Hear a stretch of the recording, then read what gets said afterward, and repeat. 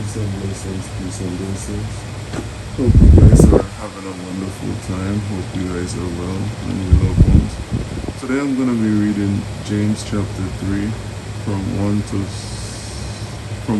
12 and then from 13 to 18. So 1 to 12 is going to be talking about taming of the tongue. How the tongue is like a snake. It has so much venom because both blessing and curse can come from it, and how important it is and the significance of speaking good over our life. And if we speak bad, it could be as a venomous snake where it could create darkness. So let's go. My brethren, be not many masters, knowing that we shall receive the greater condemnation. For in many things we offend all. If any man offend not in word,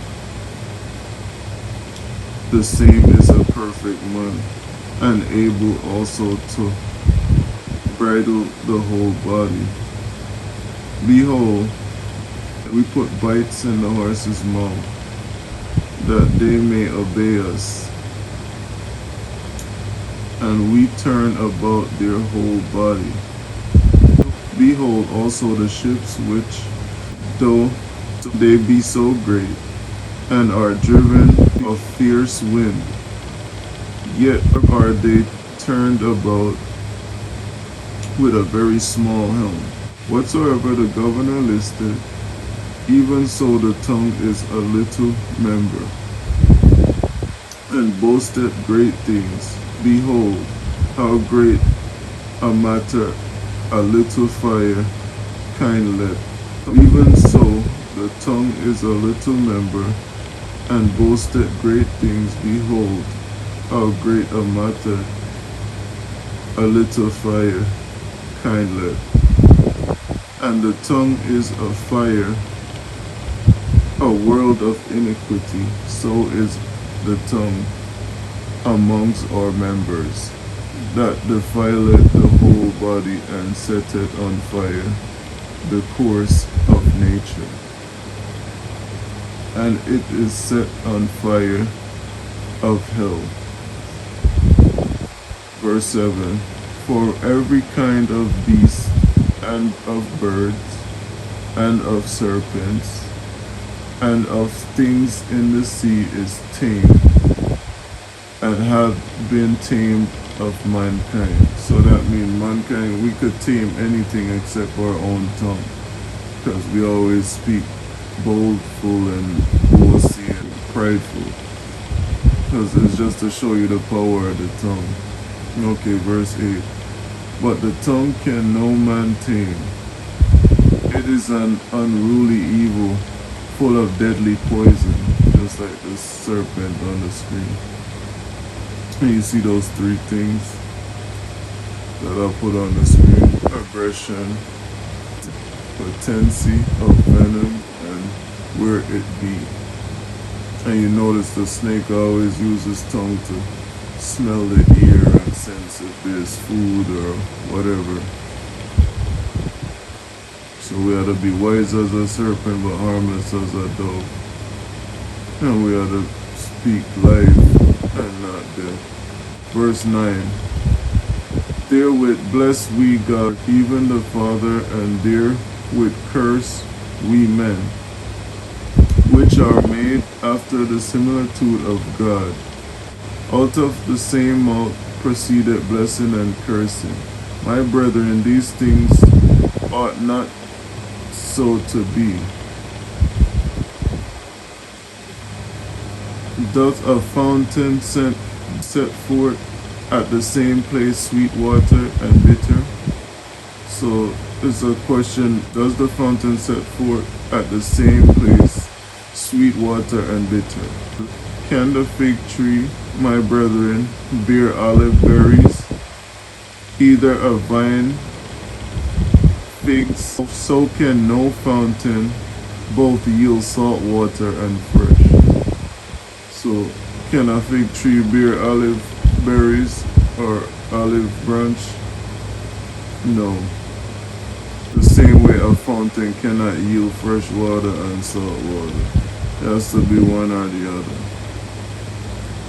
So that'll be explaining about taming the tongue. Taming the tongue.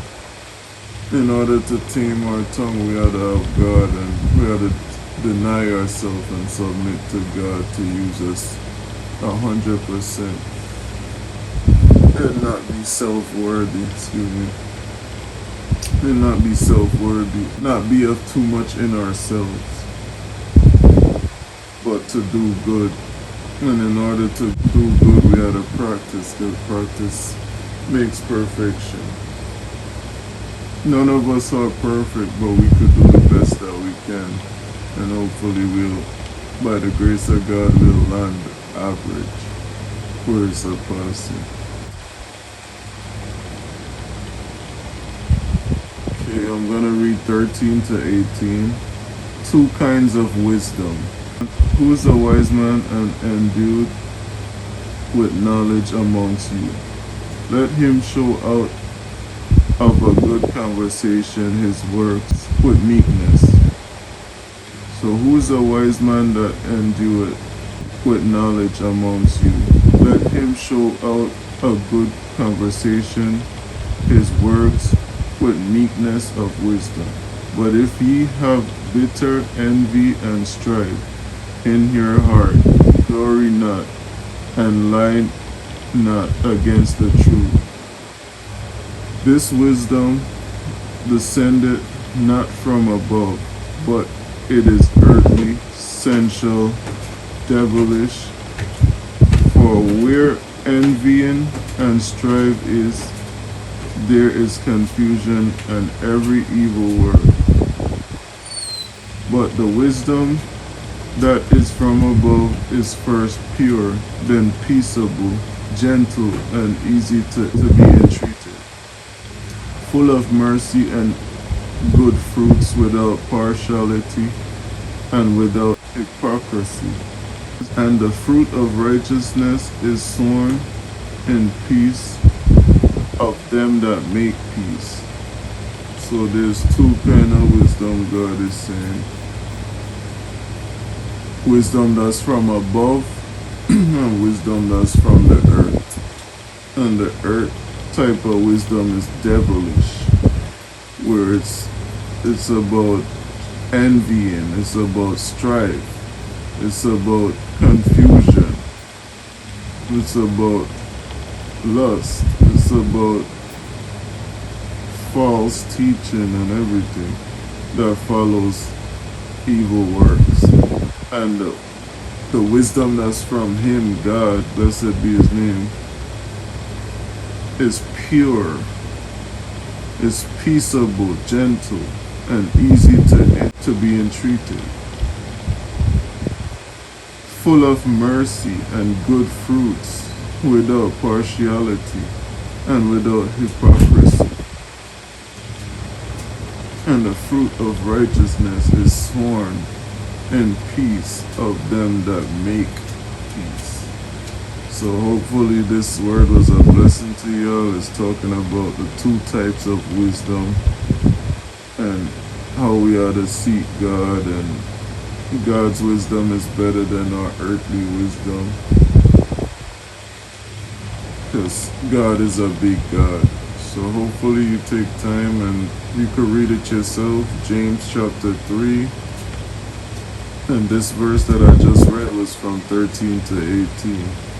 But you could also read the whole chapter, because it's a short chapter. It's from 1 to 18. And it breaks down two different parts. So you got the taming of the tongue, which is 1 to 13. 1 to 12.